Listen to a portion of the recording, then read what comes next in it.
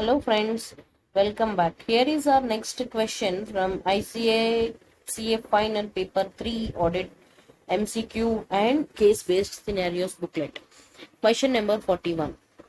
Section 130 Reopening of accounts on courts or tribunals order of the Companies Act 2013 states that a company shall not reopen its books of accounts and not recast its financial statements unless an application in this regard is made by central government, income tax authorities, SEBI, or any other statutory regulatory body or authority or any person concerned, and an order is made by a court of competent authority or the tribunal to the effect that Jain Limited has an annual turnover of 350 crores and has been into losses for the last 2 years. The operations of the company are good. Due to some technology changes, the company started facing competition and hence started incurring losses. The company plans to revive in the next 1-2 years with the improvements in its processes.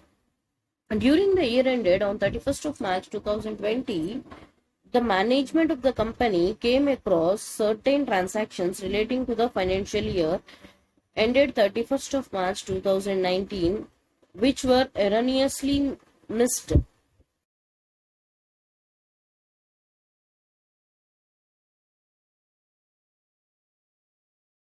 The company is planning, this would result into losses, and hence the management is considering to take this to the right financial year, and for that purpose to reopen its accounts for the year 31st of March 2019.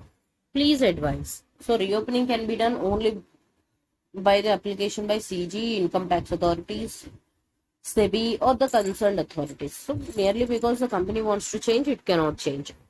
We'll go through the options. Option A, the position of the management is correct. No, it is not correct. Option B, the action of management is correct. No.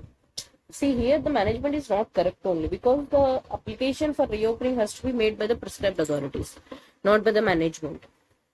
So, option D, the action of the management is not correct. So, the first three options A, B, C are saying that management is correct.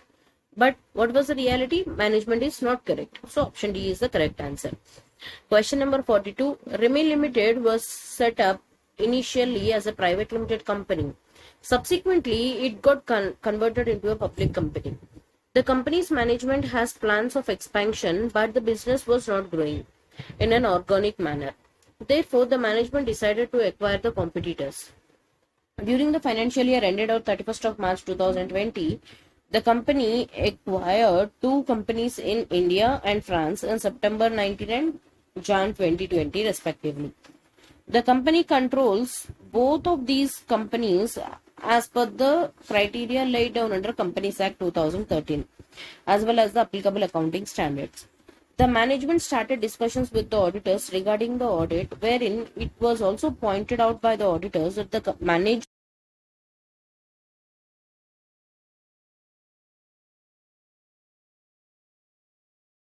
on the same. What was the advice that you will give? The management has to prepare. It is must to prepare CFS as per the requirements of Companies Act. So option A, management must prepare CFS as per the requirements of Companies Act. This will be the correct option. But still we'll go through the other options. Management has a choice not to prepare CFS, but should go for that considering that its true performance of the financial position can be demonstrated. So it is not a choice that has been given to the company. Option C, management could have prepared CFS if the acquired companies could have completed at least 1 year of post acquisition. So no, even if the post acquisition period is less than 1 year, you can prepare CFS. Management must prepare CFS, but it should include only the company acquired in India. No, consolidated financial statements includes all the companies across the world. So option A is the correct option. Question number 43. SKJ Private Limited has an annual turnover of 200 crores and profit of 25 crores. The company is engaged in the business of textile and has fairly stable operations over the years. There has not been much growth in the company in the last few years despite the attempts of the management. Currently, the management is more focused towards cost cutting and has been considering all the options to achieve the objective. The statutory auditors of the company have been auditing the financial statements for the last 3 years and have issued a clean report over these years.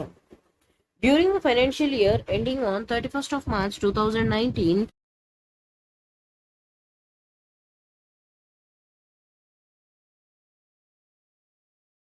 increase in the turnover of the company. However, the profitability of the company did not improve much because the margins in the contract were not high. So, in the current year, the management got a large project from a new customer. However, the percentage of profit is low. Margins of profit is low. Okay. The statutory auditors, during the course of their audit of financial statements for the year ended 31st of March 2019, did not agree with the revenue recognition criteria followed by the company. Since the matter was significant, lot of discussions, debates happened between the auditor and the management. But it was finally agreed that the auditors would qualify their audit report. Auditors wanted the management should explain this matter in detail in the notes to accounts of the financial statement over which the auditors are qualifying their report. However, the management had a different view. The management said that if the auditor is qualifying his report, then why should the management also highlight that matter in the financial statement, and hence refused to include any note for the same. On account of the conflict, since audit is not getting concluded, you are required to suggest how the matter gets resolved. What the auditor should do? He will qualify his report whether or not the management is disclosing that matter in its notes to accounts. So we'll go through the correct option first. Option D is the correct one. The requirement of auditor is beneficial for the company because by giving an explanation to the matter on which the auditor has given a qualification in the notes to accounts, the management would be able to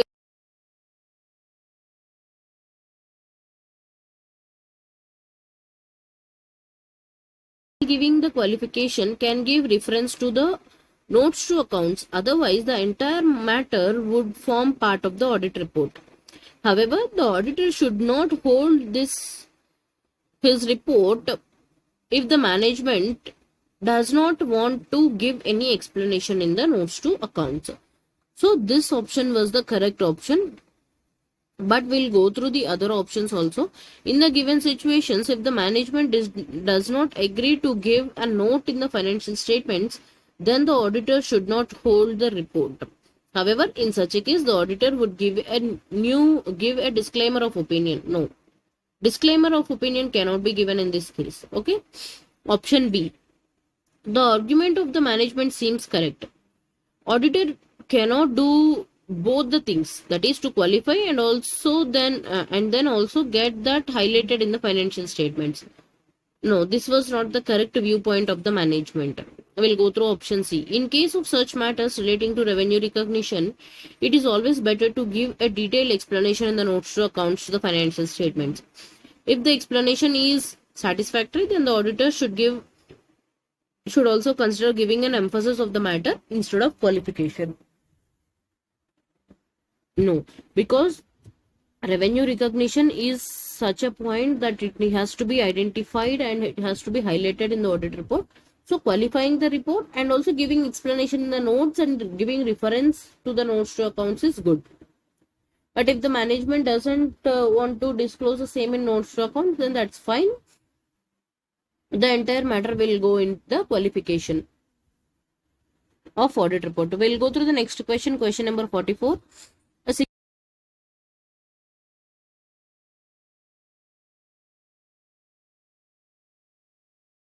Communicated in the previous year to those charged with governance and no remedial action was taken on the same so far. The auditors are of the opinion that it need not be communicated again. Is the opinion of the auditors or not to communicate the deficiency in the internal control reported in the previous year. Correct? No, it is not correct. Even if the same has been reported in the previous year, you need to report it again.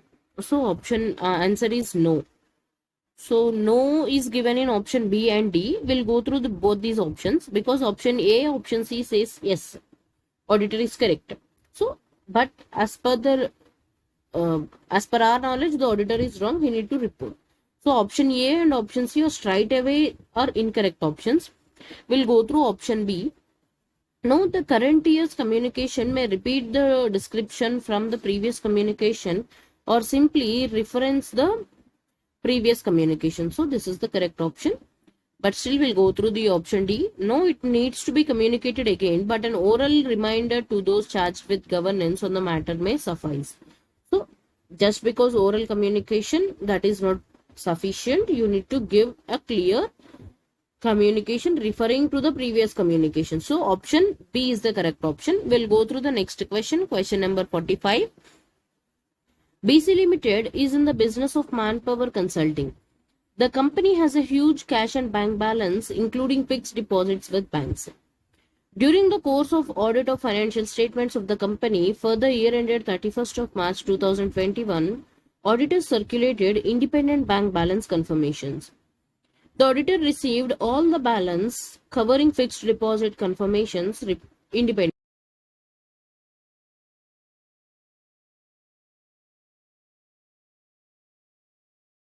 Match with the book balances in some cases.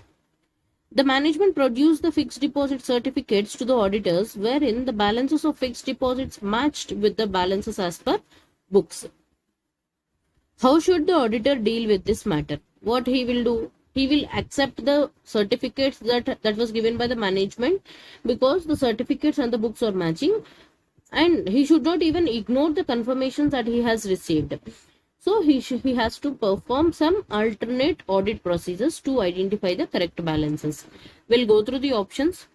Option A, auditor should qualify the audit report in respect of differences.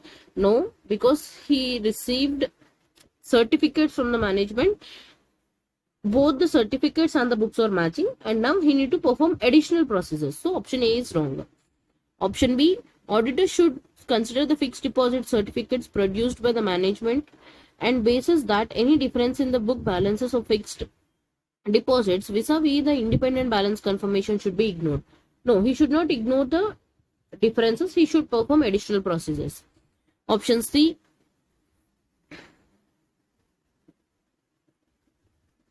Sorry, this was skipped by mistake. Wait, I'll be back. Yes, here is our option C. Auditor should consider the documentation provided by the management, that is the fixed deposit certificate. However, independent balance confirmation is also required to be considered by the auditor, which shows various differences. The auditor should obtain balance confirmations again. No, there is no requirement of getting the balance confirmations again, but he need to perform few additional procedures, alternate procedures. We'll go through option D. Auditor should consider the documentation provided by the management, that is the fixed deposit certificate. However, independent balance confirmation is also required to be considered by the auditor, which shows various differences. The auditor should look to perform alternate procedures, and basis the matter should be looked at. And on such basis, the matter has to be looked at. Option D is the correct option for this question. Hope you are clear with this question. We'll meet again in the next video, starting with question number 46. Hope this is helpful to you. And if you find these videos useful, please do like, share, subscribe. And if you have any doubts, please comment below. Feel free to ask the questions, and I'll be discussing the same. Please do like, share, subscribe. I'm repeating this because you will get the latest updates of my videos, so that you won't be missing any of the videos. Okay guys, till then, take care. Bye bye.